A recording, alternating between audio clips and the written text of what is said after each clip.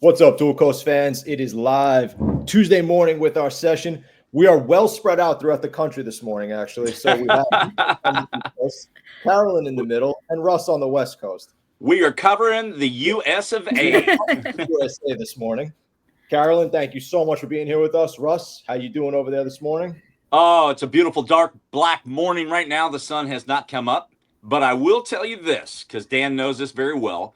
We have had literally 8 weeks of morning fog. 8 weeks. And it lasts anywhere from 10 till 2-ish.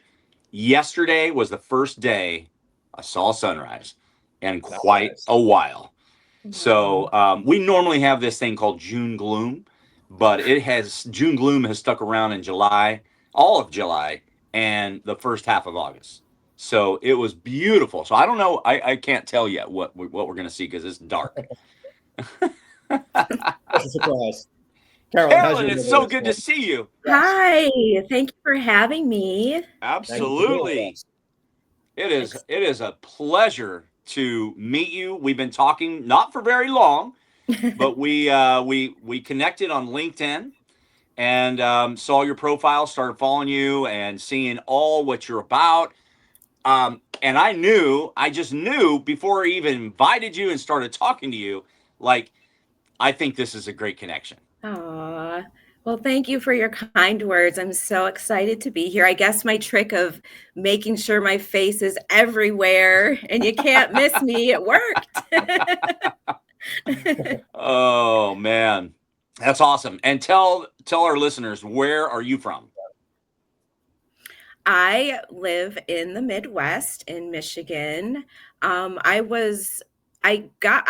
grew up in Michigan, but I was adopted from Pennsylvania. And then throughout adulthood, I've kind of been here and there, but West Michigan and all its glorious winter weather is my home. Are you getting a lot of rain? Yeah, right. We are actually getting rain today, but I don't know why I know this, but apparently we're going through a drought. Oh, really? Okay. Yeah. The water levels, even like on a lot of the local lakes and all of that stuff, are really, really low apparently for this time of year. So, and we just had a hot streak of like the 90s for the last like maybe 2 or 3 weeks. So you never know what you're gonna get. Yeah. Wow. That's amazing. Well, I guess we all, in our own experience, because, one day I woke up, I turned on the news and, I see New York City flooded, so I'm messaging Dan and, we've had, little tsunamis, warnings. We didn't actually have the tsunami, but we had the warnings. Dan's hitting me up. So, we all experience our own little stuff, right? And where we live as we're in different parts of this country. How's things in Long Island, Dan? Long Island's looking good today. It's a little bit, let me see. We got some sunshine in Russ. I hate to tell you, not foggy out there. We're ready to go. It's terrible that you had to look outside at 8:33 to find out what it looked like outside. I needed a good judgment call, Russ, just in case. I know for you, it doesn't change. Oh my goodness. That's about it right now. Oh, well, you know what, Caralyn? Yeah. Caralyn, it's a pleasure to have you on Dual Coast, to have you here to talk about who you are, what you do, and your expertise, because you're a trauma survivor yourself, right? I am. Yes, I am. And you know what? I love that, like in your LinkedIn, you put on there that mental health recovery advocate. Yes. To me, when I saw your title, right, recovery, that is, to me, a key word in explaining who you are. Now, obviously, doesn't give us details, but it explains, and then it goes on to say that you're a trauma survivor, right? You're a mental health blogger, you're an advocate.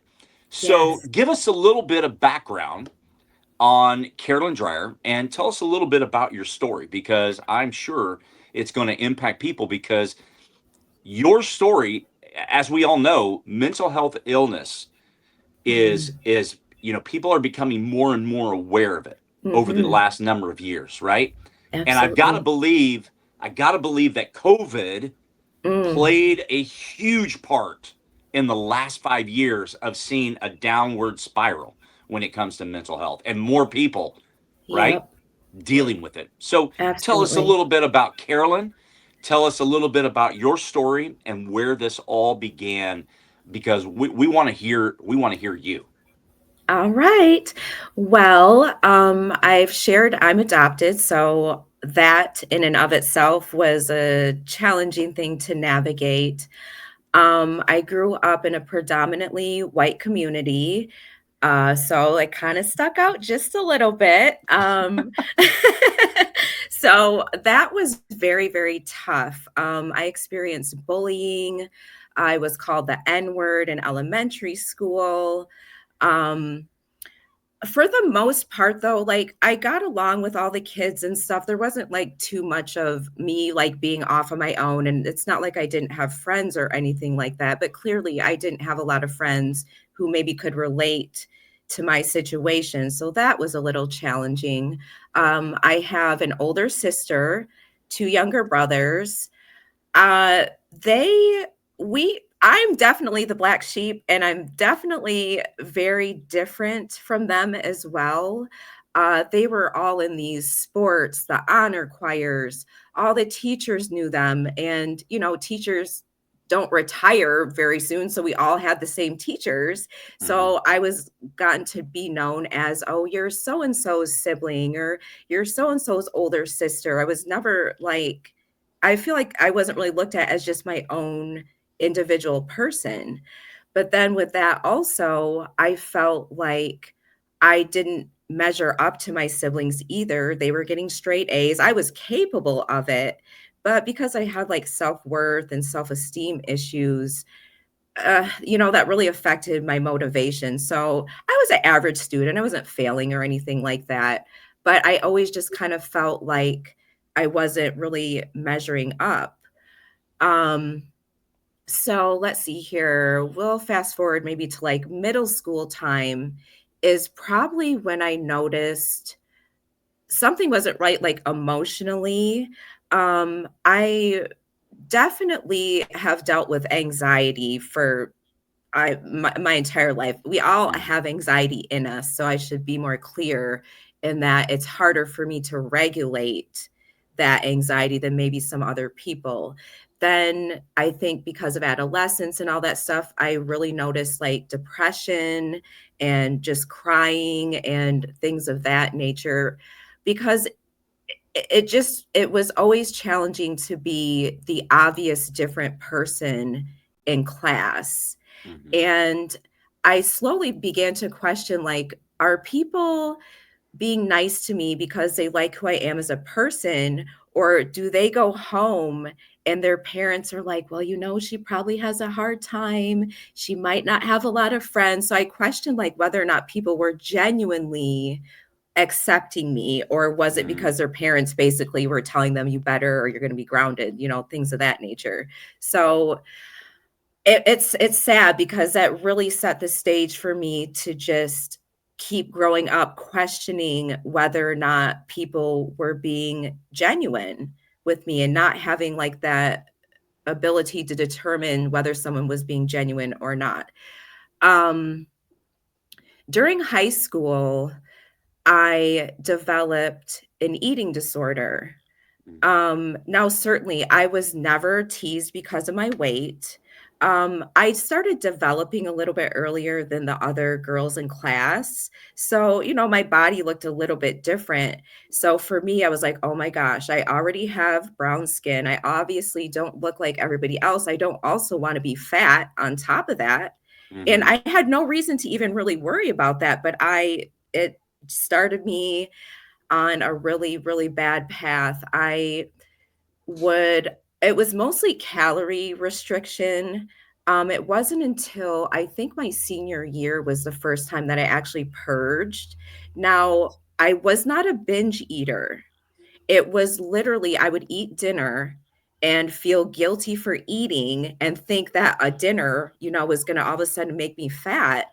Yeah. And I would go upstairs and, take care of the situation, for lack of a better word of saying it. But I shared that with a youth minister because clearly I knew something. I knew that wasn't right. We learned about eating disorders in science class or like health class. And they gave me support. They called my mom, and her reaction to me was, well, who told you, this is what you have? And I was expecting like a more compassionate response from her. Now that I'm a parent, I 1,000,000% understand her reaction. I can only imagine how I would feel if, when my son gets older, if he struggles with that or anything else, you kind of take that on as a parent, like, what did I do wrong? Or like, it's my fault. So I kind of am wondering if she didn't know like what to say or do, and so that was her instinct. So I have forgiveness for that, but for me that was kind of a detrimental response because I immediately like closed up. I had walls up with my parents for sure. I did see a counselor a couple of times. It wasn't a good match. An adolescent female with a male counselor talking about eating issues wasn't ideal. Wasn't the guy's fault. I mean, he worked at the school, so he kind of got stuck with me. But it was just it was rough because I had to just start internalizing so many big things. Racism, body image, self-worth.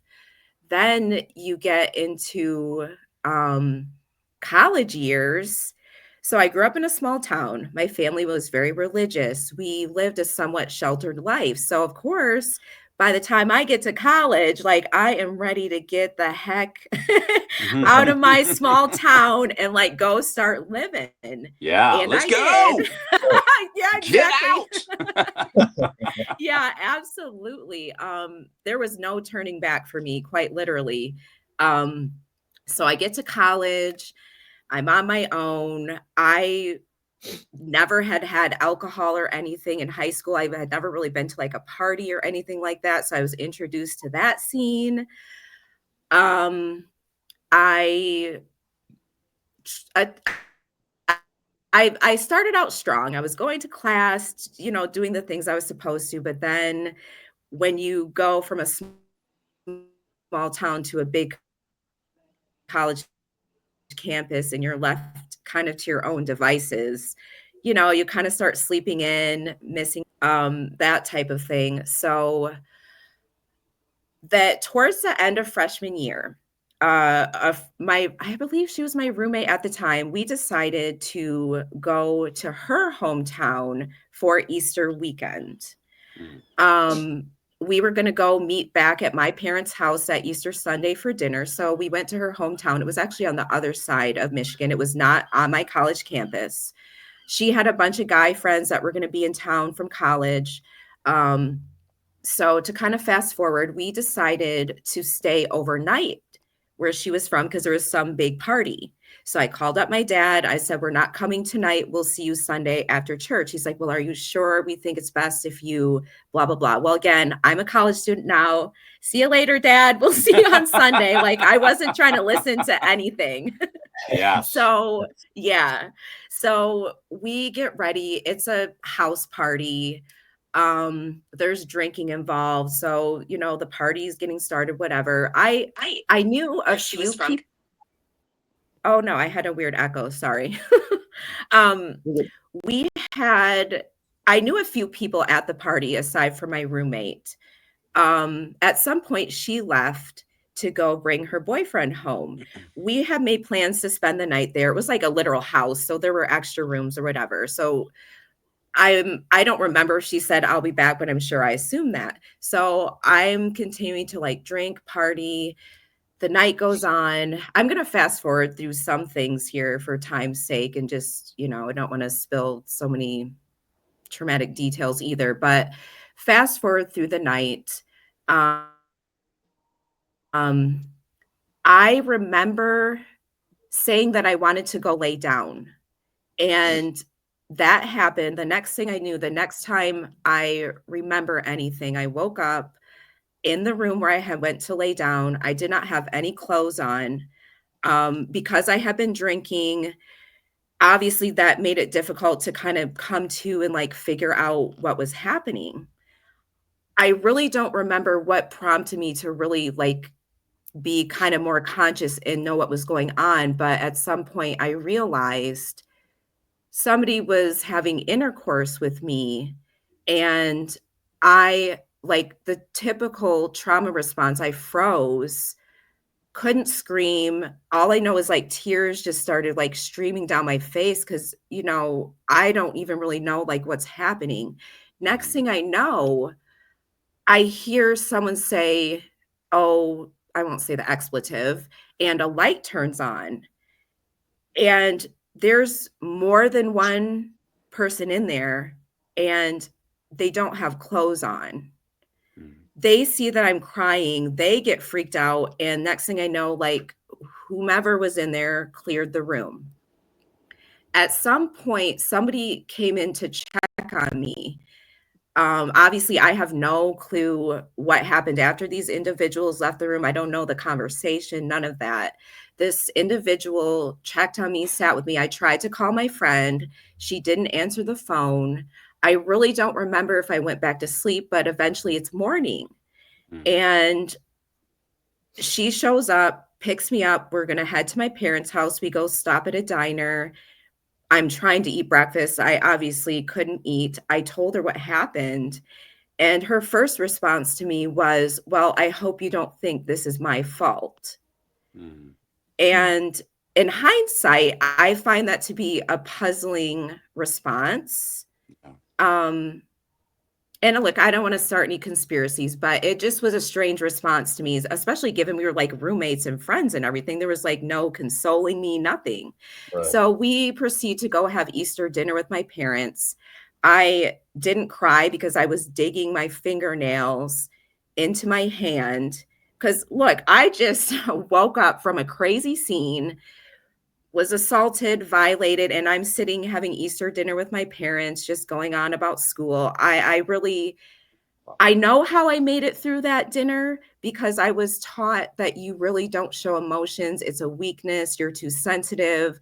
So I can see from that aspect how I was able to kind of just shove that stuff down. And granted, I'd spent up until that point a good 20 years of learning how to stuff things down and become functional, or like a high functioning person in those situations. Yeah. So I never breathed a word of it to my parents for several reasons. And to be perfectly honest with you, to this day, I'm actually grateful that I did not.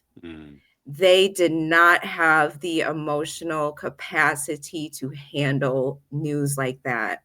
And it's sad for me because, yes, I would have liked to have been able to have someone say, you're okay, it wasn't your fault. Right. However, I just learned to kind of lean on friends more for support. I went to the local YWCA.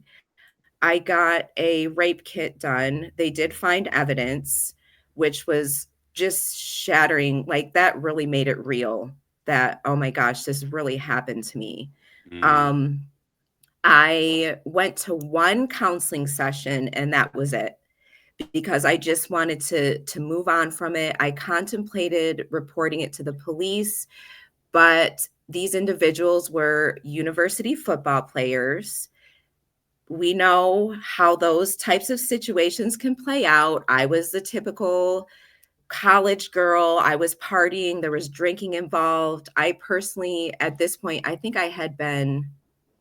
I knew how it worked in the legal system, and I know the victim blaming that occurs. And I just didn't think I wanted to put myself through that. So that was one of many reasons why I did not report it to the police. Now, fast forward, there was a point in time later on where I did get the courage, but the statute of limitations had run out. So that was a little bit of like a re-traumatization, because at that point in life, like I felt like I'm ready, I have the courage, I'm going to do this. But then because of legal reasons, I couldn't do it. So in between there, After this assault happened, the drinking ramped up. Now, I was not walking around camp. I shouldn't laugh. I wasn't like walking around campus stumbling with like a paper bag in between classes. It was not like that. It was more of at night, like we're going to go to this party, or we're going to go to this club, and the drinking, it was my way of coping at that time. But it got to the point where one night I overdrank, almost died of alcohol poisoning.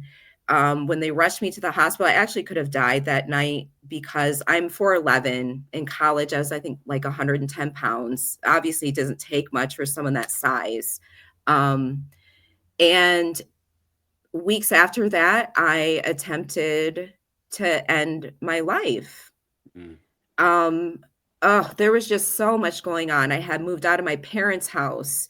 So I was estranged from them. I had the sexual assault. I had just life, basically. And I didn't want to be here anymore.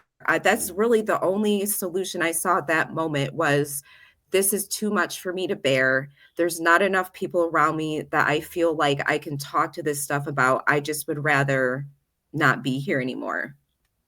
Yeah. So, yeah, that was really challenging. What stopped that from happening, which is really ironic given the fact that I am kind of separating myself from my family. It was actually my family that I thought of, and I was like, I can't imagine what is life going to be like for them. I thought about my little brother, my other siblings. And for me personally, this is not the same for other survivors of attempts, but for me personally, it was the thought that I didn't want my family to have to go on without me. Yeah. And so that was like a big factor for me. I reached out to a friend after all of this, but again, I went through another traumatic situation and didn't seek counseling. And I really should have. I really, really should have. So after that, there was just years of, I was in a domestic violence relationship for the first time. I think that was at the age of 20. So a lot of these things happened back to back to back within years of each other. I started dating this guy, and he was emotionally, verbally, physically abusive. He defecated on me in the relationship. Yeah. It's astounding, the level, the depths of evilness, and just like, what the heck thing that some of these people have. And that was something I didn't share for how obviously I'm not walking up to people as an opening line, but even like close relationships, that's like a hard thing to share, because the first thing someone says is like, well, how did you let that happen?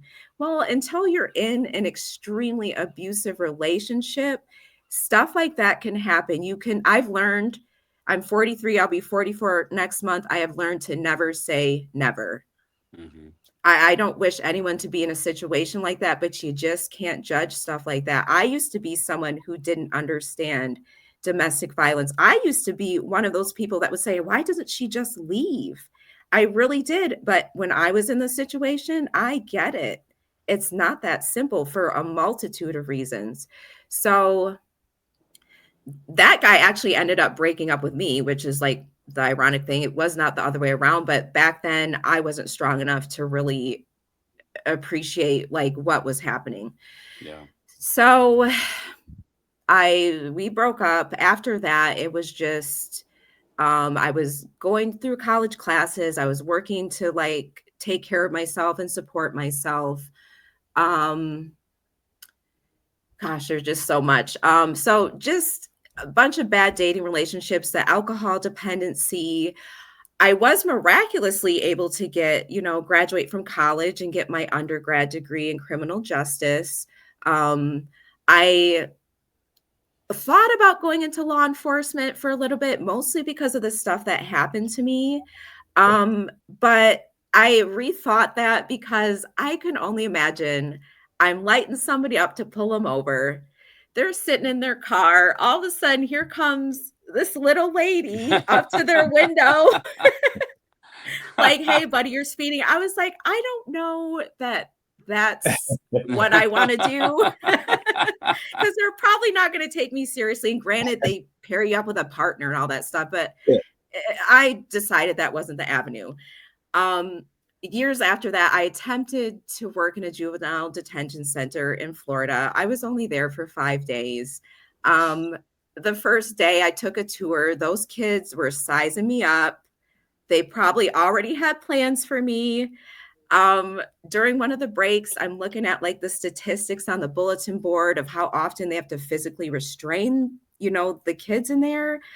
Once again, I was like, yeah, most of these kids are bigger than me. And granted, they train you, but I was like, I just can't see myself tackling a child. And I know that's the protocol, but so I left that and then I went into childcare. Let's see, late 20s. I finished my bachelor's degree, took a little while, was like a career college student there. When I left that job in Florida, that's when I got into my master's program for forensic psychology. So that I love forensic psychology. Like I'm a true crime, like just obsessive person. I love true crime. I love learning how like the mind works and why these people do these things. So school in a way was something I think that helped me not go too far off the deep end in terms of like having survived all this trauma because I had a purpose. It gave me a purpose. It gave me something to like look forward to every day. So now in between there, I started dating this guy that was in the Marines and I moved to Florida to live with him, to be with him. That was a very eye-opening relationship for several reasons. Number one, that was the first time I ever got a close-up look at what men go through when they struggle with their mental health. Growing up, I don't think I ever saw my dad cry. So I kind of just grew up thinking like, guys are tough, they don't really cry. But because he was in the military and like the PTSD and the things that he had gone through, I really saw firsthand like, oh my gosh, like guys really do struggle with their mental health too. Like it's okay. At this point, if I dated a guy that cried, he was getting kicked to the curb because I was like, what's wrong with you? If you're crying more than me, yeah, exactly. I'm like, if you're crying more than me, I can't handle this. I'm sorry, not sorry, but I feel bad now that I kind of had that perspective, but I was naive. I didn't understand that guys really can break down and have emotions like that. So that was very eye-opening. However, it was an extremely challenging relationship because here I am coming off of an abusive relationship, a sexual assault, a suicide attempt, and then now I'm in a relationship with someone else who's having their own challenges. So it was a challenging time. I experienced 2 miscarriages during this relationship. This is something I actually have not spoken too much about, mostly because I haven't really had the avenue to do so. But I had survived 2 miscarriages. Once again, and if anybody learns anything from listening to me, please know it's okay to get help and support because once again, I went through these miscarriages. I did not go get counseling. And it was not good. I was in a very dark place after the second miscarriage. And then navigating having a partner with mental health challenges. He actually ended up getting locked up and going to jail for an extended amount of time. So I was left to my own devices. I thought about moving back actually to Michigan at this time because I'm like, he's in jail. The job I have cannot support paying all these bills. And, but I couldn't. I was like, when he gets out of jail and he comes home to no home, like I just would have felt like the crappiest person. Yeah. Was that a healthy decision to make? No. And I say that because I was choosing someone else's well-being over mine. I'm thinking down the road, well, when he gets out, he won't have a home, instead of thinking about me. What am I going to do? So that was a stressful time. And that was the very first time that I think my mental health was really at an all-time low. I went to work, I would go home, I would not leave my house until it was time to go back to work again. I was not talking to anybody. I was just shut out from the rest of the world because I didn't want people judging me. It's like people are going to say I'm crazy. Like, what are you doing? But I will say now, I pawned a bunch of his stuff while he was in jail because I'm like, how am I supposed to pay for the bills? You got yourself in this mess and now you want me to figure stuff out? I took like brand new gaming systems, anything I could find, and I did. And I didn't feel bad about it either. I really didn't, because I was like, what did you want me to do? You know what I mean? That's using your thinker right there. You know, you know, he wasn't too happy, you know, when I did tell him, but I did tell him, like, what else was I supposed to do? So we made it through that rough patch, but that relationship ended for a bunch of reasons. We're actually good friends to this day because we were friends in college before we started dating. So that friendship stuck around, but that was a very challenging time. After that relationship ended, that is when I met my son's father. So this was 1,000,000% a rebound relationship. I had decades of stuff that I needed to work through and process before I had any business getting into another relationship. But when you learn that your worth is based on external validation, you'll start to think that, well, I need someone to appreciate me and accept me. Well, I've got to get in this relationship. I have to be in a relationship. So I met my son's father on an online dating site. Now, I'm not knocking online dating. However, you got to be careful, ladies, gentlemen. You got to be careful. If you've seen any of these crime shows out here about online dating nightmares, well, I definitely found myself in one. Absolutely. Absolutely. Sorry, guys. I didn't realize I have his hair sticking up over here and it's distracting me. Okay. I'm going to just sit like You're this. all good. You're all good. So I met my son's father. Off the bat, he seems very nice, very charming, very, you know, like a healthy person to be with. So we did not live together when we first started dating. So I remember one night he's like, yeah, I want to stay on the phone with you until you fall asleep. And, you know, you can keep the phone on. And I'm thinking, oh my gosh, that's so sweet, blah, blah, blah. Next day I go to work. I tell my girlfriends and they're like, girl, that is creepy. This is not normal. That is not a normal thing.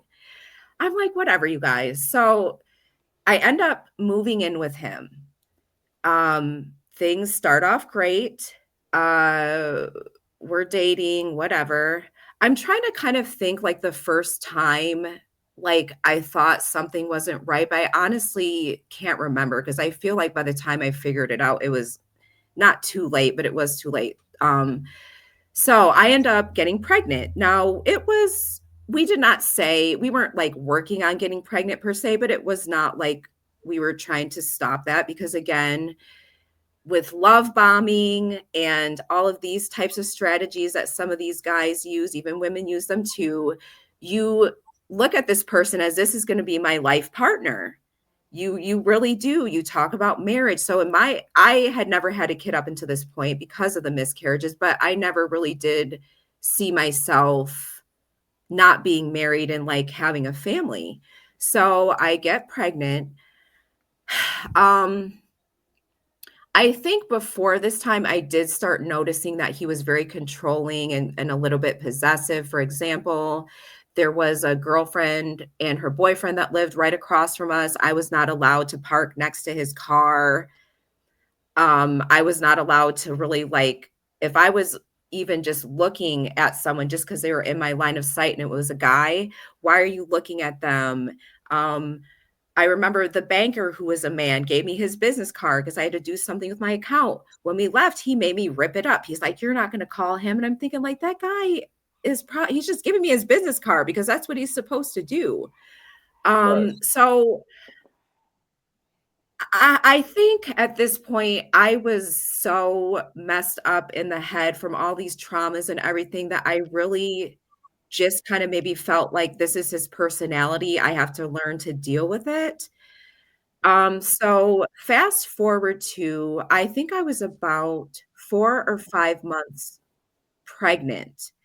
We had gotten in an argument on the way to the grocery store. So I'm sitting in my seat. He's getting out on the driver's seat in the parking lot. He was brushing his hair. He got so mad at me about something.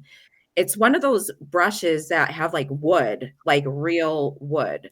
He got mad at me, chucked that hairbrush in the car. I literally felt the wind of it fly past my face. And that was the moment that I told myself, girl, we got to do something and get out of here. Because as a grown man, if this is your first choice for dealing with anger or whatever you were feeling, your first choice is to be a child and throw something. Oh my gosh, we're in store for some much bigger issues. So thank God at this time, I had such a strong support system at the job I worked at. I had a lot of friends supporting me. They're like, we'll help you get out of there. So what I did is slowly over time, I would pack stuff like in suitcases and stuff because they were in the closet. Because remember, I had moved in with him and I hadn't been living there that long. So there's a lot of stuff in between here that I'm skipping over.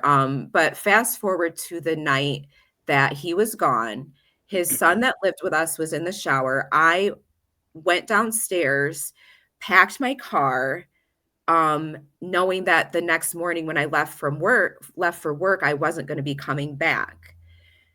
So the morning I was leaving, I was so nervous. He was usually sleeping when I would leave for work, so that wasn't such a strange thing. So I got up, left for work. When I got to work, I sent him an extremely long text message. I don't remember what it said.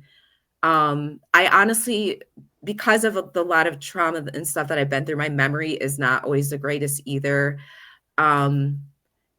I don't remember. I know he probably called me incessantly. I'm sure he was saying, like, you'll never make it, things of that nature. A friend of mine let me stay with her until I could get my own place.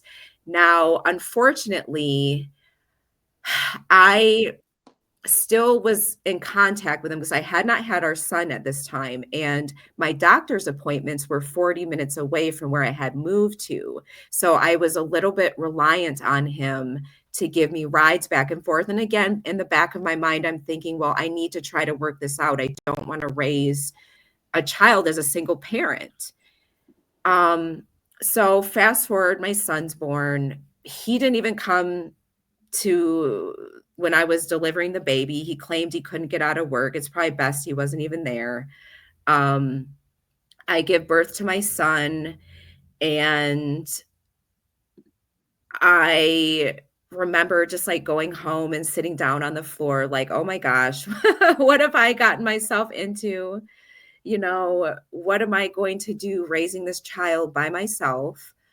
And after that, his father only saw him, I want to say 2 times. He only saw him 2 times. And now I should add in here that he has, oh gosh, 4 other children, all with different moms. I wish I would have looked at that differently when I met him. At the time, I really didn't think anything of it. Right. He had told me, like, I can't find some of my kids. The moms won't talk to me. And at the time, I was like, oh my gosh, how could they do that?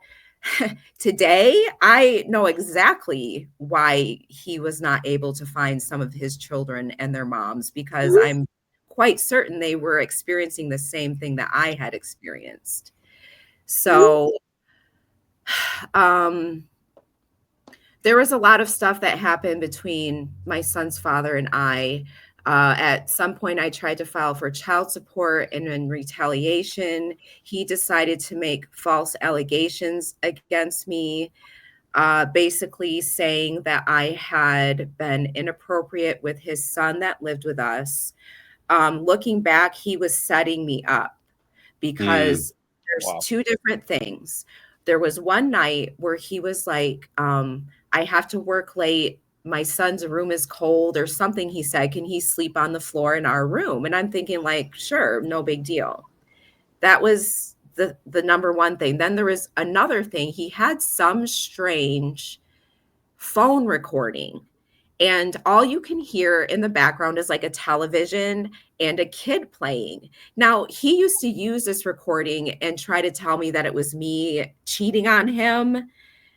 And I'm like, no, that's not obviously what that was. But I do believe that he used that recording and the incident of his son sleeping on the floor when he made these allegations. I don't know. Whatever he told the police and family services, they felt the need to make sure that my son was not the product of me being inappropriate with a child. Wow. Yes, this is only my third time now sharing this publicly because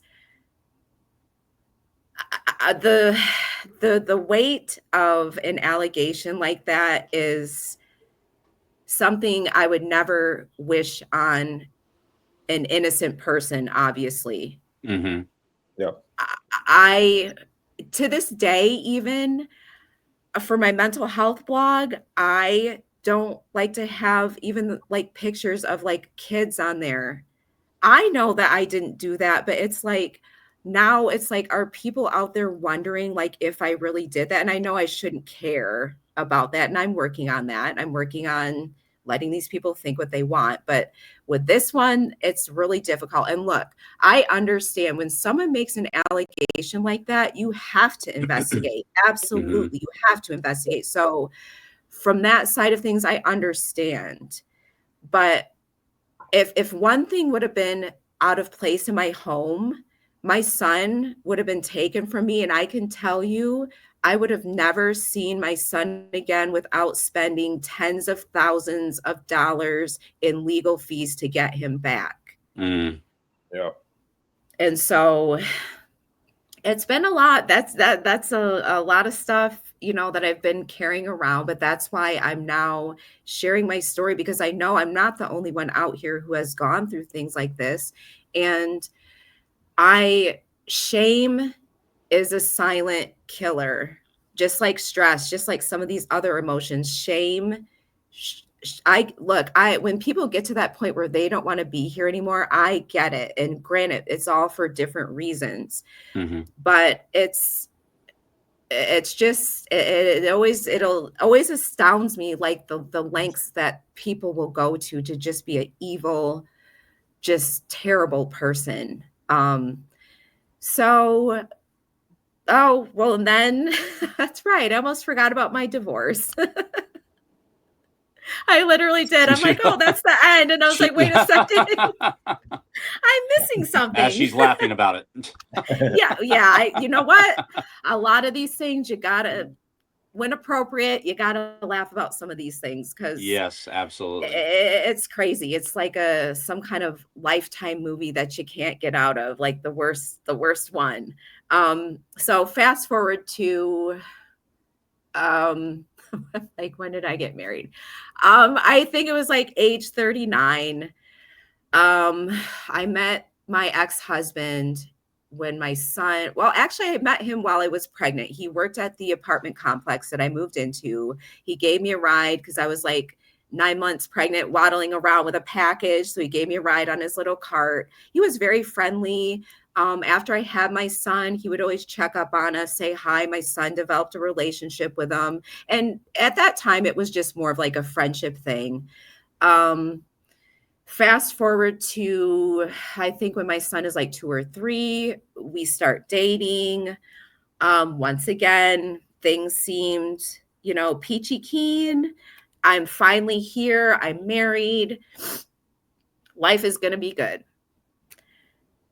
Well, not exactly. I still have to kind of process this whole divorce thing because I've just now only been divorced for like a couple, maybe a few years now. That was a very unhealthy relationship to be in. There was no physical abuse or verbal abuse or anything like that. There was just some narcissistic things going on. And granted, I'm not diagnosing him as a narcissist. We all have narcissism within us. It's just some of us, it's a little bit higher on the spectrum or whatever than others. So I was financially dependent on my ex-husband. So when I'm making plans, well, one of the reasons we got divorced is I had gotten to know his sister. She told me some things about his past that he had not told me. And it was a little bit concerning. And I don't know if physical abuse could have been in the future, but just some of the stories I know, granted, I should have talked to this lady before I married her brother, and then maybe I wouldn't have been in this situation. But I do believe that's why I didn't meet her until after we were married. Oh, well. Yeah. She told me a lot of things. So the thing about me is before I approach somebody or confront them with a pretty major whatever it is, I'm going to do my own digging. I am somewhat of like a closet investigator / researcher. Something led me to Google his name and to look him up like in the Florida court system because I was like, oh, maybe he's got some criminal past that I didn't know about. Well, what do I find instead is I find that this man, now I knew he had been married previously. He told me he was already divorced. So up pops this court document. Do you know that this man filed for divorce from his ex-wife? They had been separated for like 10 plus years. This divorce was finalized 3 weeks before our wedding. Ooh. Now, Oh, yes, wow. Yes. Now, a few concerns came to mind. First of all, what in the heck were you going to do if your divorce was not finalized by the time you were supposed to be getting married? Right. And then I'm wondering, well, now I get some people stay married for financial reasons, taxes, kids, whatever. So I'm like, oh my gosh, this is crazy. Because now at this point, I thought he had already been divorced. Because I asked him when we first started dating, like, oh, have you been married, blah, blah, blah. He's like, I'm divorced. So I'm like, okay. Well, he lied about that. So to me, that's kind of like a red flag because you could have told me you weren't divorced yet, and I would have probably been understanding about it.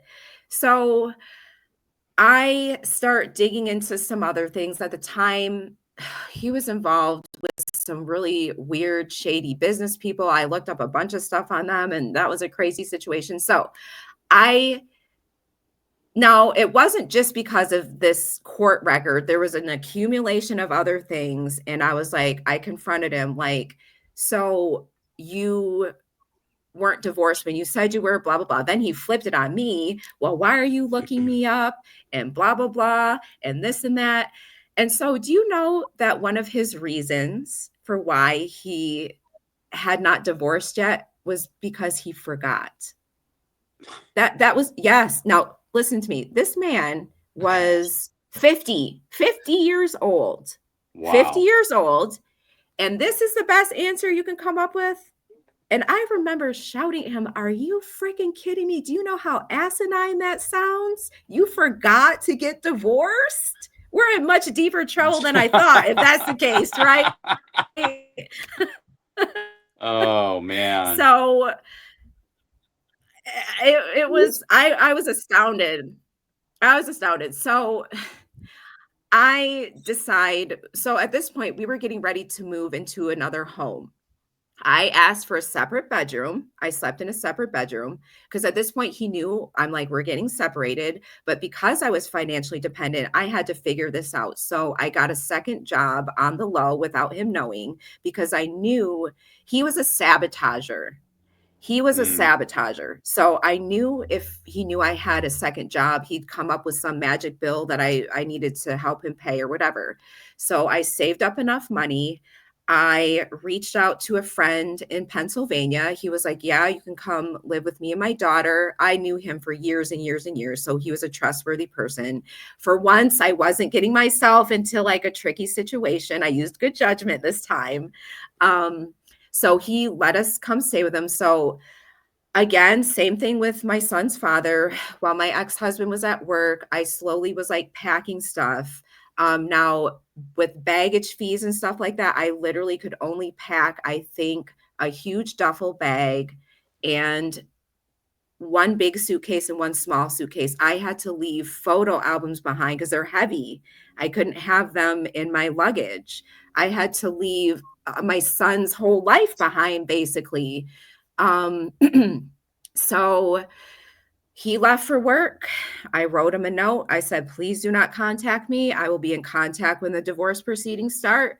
Left him a note, called an Uber. Me and my son loaded up in the car. Do you know that day, Southwest was having issues with their flights? They were grounding a bunch of flights. Do you know mine was one of the few that was not affected?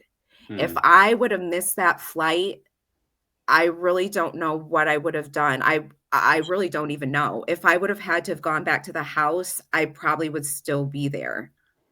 And what worried me is I was worried about the things he would say to my son. If he found out like I was leaving, I didn't want him to be like, oh, your mom's taking you away from me. And then, like making my son feel some kind of way. So thank you, Jesus, that flight was able to take off. I moved to Pennsylvania, Wow. went through another horrible mental health challenging situation because you're navigating divorce, this and that, blah, blah, blah. And I ended up back in Michigan for a bunch of reasons. I'm actually kind of wishing I didn't move back here because I found out that the abuser who defecated on me has also moved back here. So I'm going to stay here. The odds of me running into him are kind of slim because I'm a homebody / hermit. So I don't really run into anybody unless it's on social media. So yeah. So we're here today. Just last year, I started sharing my story. I was supposed to be on some kind of path with sharing my story with a PR person. That fell through. It was kind of a setback for me because I had developed a friendship with this person and just a bunch of shady, weird stuff happened. So I used like all that anger and just like, what the heck do I do now? And I made my mental health blog. I was like, well, I'm going to seize this opportunity to create my own destiny, as they say. And I set out with no specific endpoint. Mental health recovery, I promise you, it just came to that because I'm doing this blog, I'm learning, I'm researching, I'm navigating my own challenges. And I'm like, you know what? Mental health is like physical health. You can recover from physical injuries. You can recover from drug addictions.